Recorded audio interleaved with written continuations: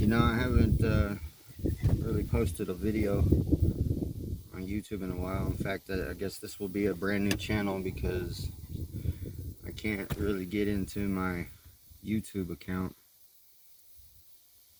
or my Gmail or my Facebook. So, anyways, I don't know. Maybe you'll find it. Maybe, I'm sure, whoever will need to find it will find it. Anyhow, uh, I just wanted to share this beautiful sunset again. I mean, damn, look at that. And it just goes on and on, doesn't it? Sometimes it's hard to appreciate the beauty when you're right in the middle of a storm, Getting beat on by hail and the rain is thundering down, and to sit there in that moment and try to think of how nice the water may feel or what you might hear in the wind or the way the splashes of water when the rain hits the ground.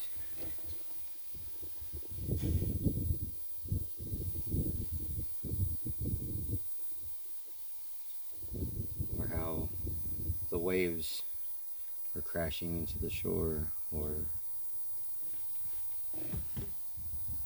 all of the filth that gets washed away by the rain, especially a good hard rain.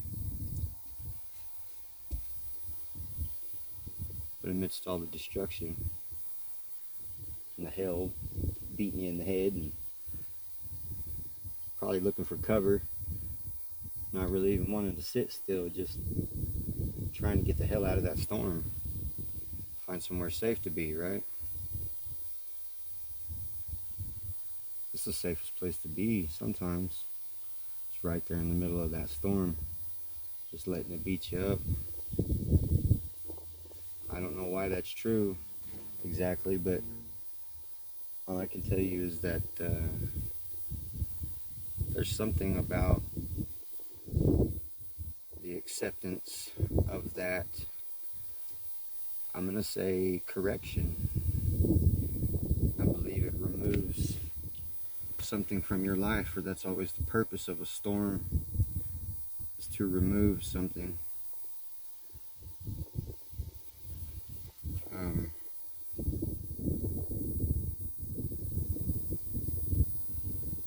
We don't always even know what needs to be removed, or feel like anything needs to be removed, or maybe we feel like we need to be removed totally. But never once have I been unable to walk out of a storm on my feet. The gun's still blazing, man. And if it's a fire, I'm always ready to rise right out of those ashes, man. I don't get burned up. I get burned clean. I get refined. And that shit hurts. But I still don't get burned. I don't even smell like smoke when I come out the other side.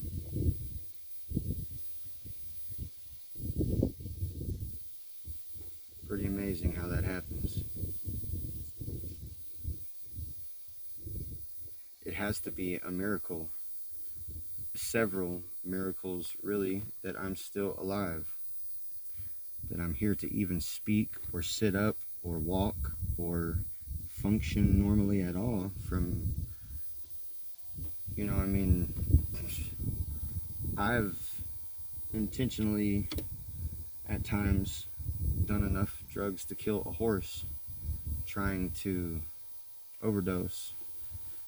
And I'm talking about quantities that people would say, nah, you're stupid, that's not possible. Yes, it is. I did it. But anyway, it was stupid, you know what I mean? But I guess it was just something I had to go through. That was a storm. And maybe what it did is take away any fear of death that I had. Once you long for death, You desire to just stop existing, which doesn't happen. You exist somewhere else. But that can be turned into having no fear. You know, so if you're faced with your fear enough, what can you be scared of? You know what I mean? If you walked out the other side every time, you rise from the ashes, you just shake the dust off your feet and move on. You know, just whatever the situation calls for. But the point I'm trying to make is that there's always the other side. And if you don't feel peace when you get to the other side, then you didn't get it. You didn't get it. So just because you're in a storm and you're not getting it doesn't mean that you're trash. It just means you need to pay attention a little more to the things that really matter, whatever that may be in your life.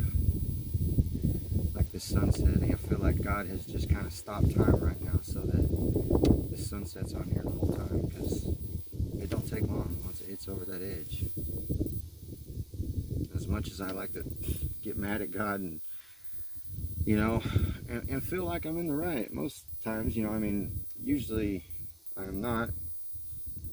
Well, I'm never in the right, but sometimes I feel justified by whatever means, you know, like,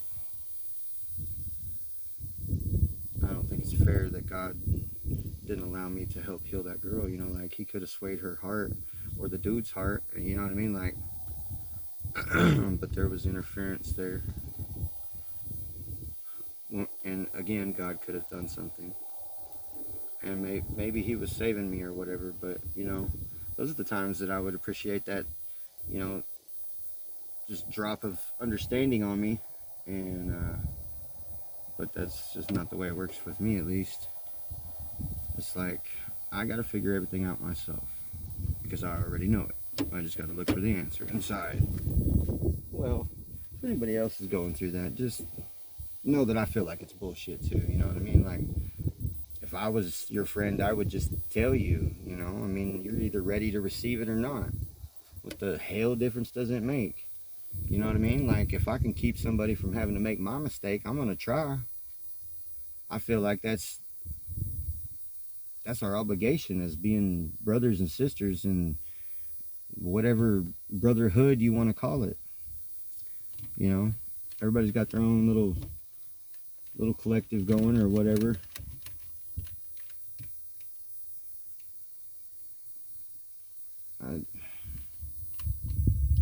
I understand that, but it's just another way to segregate, really. You have to find a way to maintain whatever identity you want and let go of all the other expectations of others to believe what you believe. And that's kind of hard, because if you're convicted in what you believe, you want people to know the truth, right? As you see it, because you believe that's correct. And it may be correct for you. You know, I don't pretend to sit here and say, well, God only speaks one language, you know, like, which might be true, his divine language, but he knows our language. He knows our language well, and that's each person, I believe, has a language. You know, God knows how to speak to you directly in a way that you will understand if you take the time to get to know him. You know what I mean? Like, that's really, he doesn't want to just give it to you because he's God. He wants to give it to you because you're his friend. I know what that's like. Friendship is something that I used to take for granted. Now I'm like, shit, man, I wish I had some friends. I'm sure I do somewhere. It's just unbeknownst to me right now. Anyways, I thank y'all for spending this time with me. And keep on kicking ass, Empaths. Deuces.